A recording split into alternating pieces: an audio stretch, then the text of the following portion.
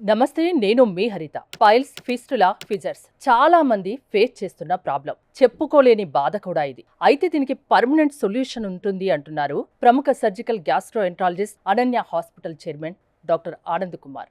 వారిని అడిగి full details కనుక్కుందాం. నమస్తే డాక్టర్ గారు. పైల్స్, ఫిస్టులా, ఫిజర్స్ దాదాపు అన్ని ఒకే రకమైన ప్రాబ్లం కదండి? 3 డిఫరెంట్ ప్రాబ్లమ్స్ అండి. అంటే సిమ్టమ్స్ ఆల్మోస్ట్ మర్జ్ అవుతాయి. ఒక్కొక్క దానికి సెపరేట్ సిమ్టమ్స్ అంటే ఏముండవు. పైల్స్లో పెయిన్ ఉండదు, బ్లీడింగ్ ఉంటుంది. ఫిజర్స్లో పెయిన్ ఉంటుంది, బ్లీడింగ్ తక్కువ ఉంటుంది. ఫిస్టులాలో పస్ డిశ్చార్జ్ అంటాం. యూజువలీ అక్కడ గడ్డ అయ్యి, చీమగడ్డలాగా అయ్యి అది పగిలి ఫిస్టులా అయింది. So 3 different problems. Management 3 different managements ఉంటాయి. అండ్ చాలామంది ఏమంటారు ఇది కామన్ ఇన్ ఫీమేల్స్. చాలామందికి fissures and piles are more common in females. So కాబట్టి they go to gynaecologist. So అక్కడ కన్ఫ్యూజన్ ఏమవుతుంది ఏంటంటే ప్రతి పేషెంట్ను నాకు పైల్స్ ఉంది ఏంటని వస్తారు అన్ని ప్రాబ్లమ్స్కి. కామన్ వర్డ్ ఆ ఏరియాలో ఏం జరిగినానో పైల్స్.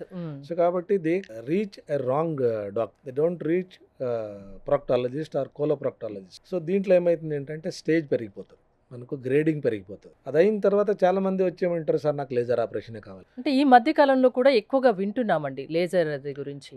ఇట్ ఈస్ కొన్ని యాప్ బేస్డ్ క్లినిక్స్ అంటే వచ్చాయి, వర్చువల్ క్లినిక్స్. ఇవన్నీ అంటే ఎక్కడ మీకు ఆఫీస్ ఉండదు, క్లినిక్ ఉండదు, ఏముండదు. యూ హ్యావ్ యాప్, ప్రాక్టో అంటా ఉంది ఒకటి. They will appoint just passed out surgeons, వీళ్ళు ఉంటారు. They will take some hospitals as a list తీసుకుంటారు. అక్కడ ఆ వీళ్ళు ఆప్ బుక్ చేసుకుంటే అక్కడికి వెళ్ళిపోవాలి, ఆపరేషన్ చేయించుకోవాలి. మార్కెటింగ్ ఎట్లుంటుంది ఏంటంటే మీరు ఎవరికి చెప్పుకోవాల్సిన అవసరం లేదు. మీకు సర్జరీ అయింది అంటే మీకు ఎవరికి తెలియదు కూడా. వస్తారు, ఆఫీస్ సర్జరీస్ అంటాం దీన్ని. వస్తావు, చేయించుకుంటే వెళ్ళిపోతావు. ఇట్స్ లైక్ బ్యూటీ పార్లర్కి వెళ్ళినట్టు. సో ఇలా చాలా మంది చేయించుకుని they ended up in problems. నాకంతను at least per week I will see 3 or 4 patients with laser damages. Laser వాడాలి, there is ethics in laser అంటాం మనం. ఏమంటారు, ఏ పేషెంట్కి వాడాలి, ఏ స్టేజ్లో వాడాలి, ఏ డిసీజ్కి వాడాలి. మీరు వాడతారా లేజర్ ట్రీట్మెంట్? నా దగ్గర లేజర్ ఉంది. I also use laser. Probably in last 7 years అయింది నేను లేజర్ తీసుకుని. I must have operated on 10 patients. I don't operate laser for every patient. ఎలాంటి వారిలో ఈ ప్రాబ్లమ్స్ ఎక్కువ చూస్తున్నారు? మీరు అన్నారు లేడీస్లో ఎక్కువగా చూస్తున్నామని. ఫిజర్స్ ఇంకా ఎలాంటి వారిలో? ఫుడ్ కి దీనికి సంబంధం ఉంటుందా? తీసుకునే definitely main culprit is constipation, hard stools. చాలా మంది 2 days 3 days మోషన్స్ పాస్ చేయరు. హార్డ్ అయితే ఎక్కువ ప్రెషర్ పెట్టడం వల్ల మనకు మలద్వారంలో 2 మజిల్స్ ఉంటాయి, ఇంటర్నల్ స్పింక్టర్, ఎక్స్టర్నల్ స్పింక్టర్ అంటే. ఇంటర్నల్ స్పింక్టర్ మన మాట వినదు. మనం మోషన్కి వెళ్ళాలి, కూర్చోవాలంటే ఎక్స్టర్నల్ స్పింక్టర్ రిలాక్స్ అవ్వాలి, అది రిలాక్స్ అవుతుంది. ఇంటర్నల్ స్పింక్టర్ టైట్ అయిపోతుంది. ప్రెషర్ పెట్టినప్పుడు సడన్గా ఓపెన్ అయ్యి కట్స్ అవుతాయి. దాన్ని ఫిజర్స్ అంటాం. కొందరు ఆ కట్స్ ఎట్లయితే ఏంటంటే కట్స్ అయిన తర్వాత ఫిస్టులా నెక్స్ట్ అక్కడ పస్ ఫామ్ అయిపోయి గడ్డ అయ్యి పెద్దగా ఫిస్టులా అయిపోయి చాలా ఇయర్స్ టుగెదర్. సార్ 15 days ఉంటుంది, పగిలిపోతుంది, I will be all right. ఇట్లా ఆల్మోస్ట్ 10 years నుంచి జరుగుతూ ఉంది సార్ అంటే చాలామంది వస్తారు. పైల్స్ వాళ్ళు చాలామంది లాస్ట్ స్టేజ్ వరకు కంప్లైంట్ చేయరు. సార్ అప్పుడప్పుడు బ్లీడింగ్ అవుతుంది, అది వేడి అనుకుని కొబ్బరి బొండాలు తాగుతాము, ఫ్రూట్స్ తీసుకుంటా, ఇలాంటి సెల్ఫ్ అడ్జస్ట్మెంట్ చేసుకునే దాంట్లో టెంపరీగా రిలీఫ్ వస్తుంది. గ్రేడ్ 4 అయినప్పుడు ఆల్మోస్ట్ పైల్స్ బయటకు వచ్చి ఇరుక్కొని బ్లీడింగ్ అయ్యి మ్యాసివ్ బ్లీడ్ అయ్యి వస్తారు. సో దీంట్లో డిఫరెంట్ స్టేజెస్. ఇది కూడా ప్రమాదకరమైందా అండి నెగ్లెక్ట్ చేయడం వల్ల? నెగ్లెక్ట్ చేయడంలో ప్రమాదకరం అంటే లైఫ్ థ్రెటనింగ్ అంటే ఏమి ఉండదు. ఎక్కువ ఇబ్బంది పడుతుంటారు, ఇబ్బంది ఎక్కువ ఉంటుంది. ఇంకోటి ప్రాబ్లమ్ ని చెప్పుకోవడానికి కూడా సిగ్గుపడుతుంటారు చాలా మంది. భయం ఉంటుంది. భయం అంటే మలద్వారం దగ్గర ఆపరేషన్ అయితే కంట్రోల్ మెకానిజం పోతుంది ఏంటని చాలా మందికి భయం. అదే అంటే ఎలాంటి డాక్టర్ దగ్గర చాలా మందికి తెలియదు. The expert who knows the anatomy of anal canal అంటాం, proctologist, properly trained proctologist. Once చేయించుకుంటే మళ్ళీ తిరిగి రాదా ప్రాబ్లం? 99% రాదండి. అంటే ఎలాంటి వాళ్ళ దగ్గర చేయించుకుంటే ఎక్కువ రిజల్ట్ ఉంటుంది? డిపెండ్స్. అంటే ఇప్పుడు చెప్పాను కదండి, లేజర్ చాలా మంది లేజర్ చేయించుకుంటారు, నెక్స్ట్ డే మార్నింగ్ వస్తారు, ఆర్ 6 months తర్వాత వచ్చేస్తారు. Recently my own patient doctors brother in law ఒక డాక్టర్ దగ్గరికి వెళ్ళారు. ఇట్లా ఐ వాజ్ నాట్ దేర్ అంటే, I was in Kashmir. Doctor దగ్గరికి వెళ్ళారు. ఈ సెట్ పొద్దున్నే వచ్చేసాయి, ఎవరికి చెప్పాల్సిన అవసరం లే, next day you can start your work అంటే. పేషెంట్కి ఎంత ఆనందం అంటే అరే ఎవరికి చెప్పేది అవసరం లే, వాళ్ళ బ్రదర్ ఇన్ లకు కూడా చెప్పలే. So event and got operated. Whole anal canal burnt out. This is the 4th month, ఈ స్టిల్ రన్నింగ్ అరౌండ్. 15 days తర్వాత నా దగ్గరకు వచ్చారు. నేను ఆపరేట్ చేసి చూస్తే almost anal canal completely burnt. మనం వాడే లేజర్స్ ఏమున్నాయో వెల్డింగ్ లేజర్స్ లాగా అంత హీటే ఉంటుంది. So if you don't know how to use laser you are going to damage, permanent damages జరుగుతాయి. స్పింక్టర్ డ్యామేజ్, అన్కంట్రోలింగ్ లేదా మలద్వారం నేరో అయిపోవడము, ఇవన్నీ జరుగుతాయి. సో లేజర్స్ కి you give option to the doctor.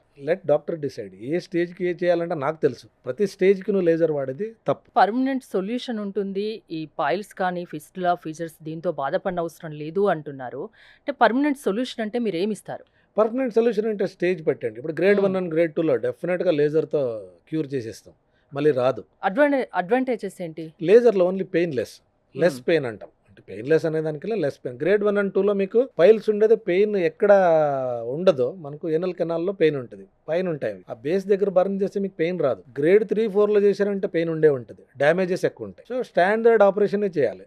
Grade 3లో stapler అంటే వాడతాం. గన్ వాడతాం. దాంట్లోనే ఒక 3, 4 డేస్ పెయిన్ ఉంటది. అంటే ఏ స్టేజ్‌లో వచ్చినా అంటే 4 స్టేజెస్ ఉన్నాయని చెప్తున్నారు కదా! 4థ్ స్టేజ్‌లో వచ్చినా మీరు పర్మనెంట్ సొల్యూషన్ డెఫినెట్. చూపించగలరా? 100%. వాళ్ళకి క్యూరబుల్. ప్రాబ్లమ్ తిరిగి వచ్చే 100 అవకాశం ఉండదా? డెఫినెట్‌గా రాదు. దానికే స్టాండర్డ్ ప్రొసీజర్స్ వాడాలి. హ్మ్. ఏ స్టేజ్‌కి ఏ ప్రొసీజర్ వాడాలంట డిసైడ్ చేసుకొని వాడితే why will it come back? Half హార్టెడ్‌గా చేస్తే అంటే నెగ్లెక్ట్ చేయడం వల్ల స్టేజెస్ పెరుగుతూ పోతాయి. పెరుగుతాయి. హ్మ్. పెరుగుతాయి ప్లస్ హాఫ్ హార్టెడ్ ట్రీట్మెంట్స్ ఉంటాయి కొన్ని డాక్టర్స్. అంటే మెడిసిన్స్‌తో క్యూర్ అయ్యేది ఏముండదా అండి దీంట్లో?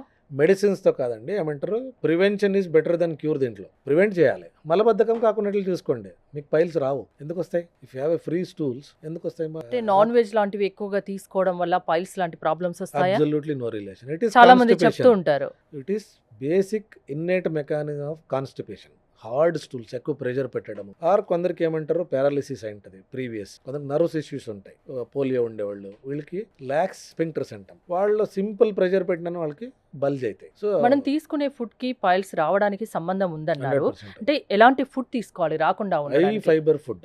నా అడ్వైజ్ ఎప్పుడు ఉంటంటే if you have 1 plate of chicken you have 1 plate of fibre food. Salads కీరా, క్యారెట్, స్ప్రౌట్స్ ఇలాంటివి పక్కన పెట్టుకో. ఎంత తింటావు అంత తిను. Obviously will not have. ఇప్పుడు చాలా మంది అంటే కుక్ చేసుకొని వండుకునే బదులు వెజిటేబుల్ జ్యూసెస్ లాంటివి ఎక్కువ తీసుకుంటున్నారు. దానివల్ల లాభాలు ఉంటాయా? హెల్త్ బాగుంటుందా? ఏమంటారు సైంటిఫిక్ గా మీకు ఎక్కడ వెళ్ళలేదండి. ఆలస్యం అమృతం విషయం. ఇప్పుడు ఏదైనా కానీ raw vegetable juices, crush juices it's not good for health. Once in a while okay, వారంలోనో ఎప్పుడో ఒకసారి తీసుకుంటే. డైలీ పొద్దున్న లేస్తే నేను క్రష్ చేసి తీస్తానంటే బికాస్ రా దీంట్లో యూ హ్యావ్ మోర్ ఆక్సలేట్స్ ఇవంతా ఉంటాయి. ఫైబర్ రావచ్చు బట్ రా ఆక్సలేట్ ఉంటుంది. ఆక్సలేట్స్ బాడీలో పెరిగినాయి ఏంటంటే మీకు యూరిక్ యాసిడ్ లెవెల్స్ పెరుగుతాయి.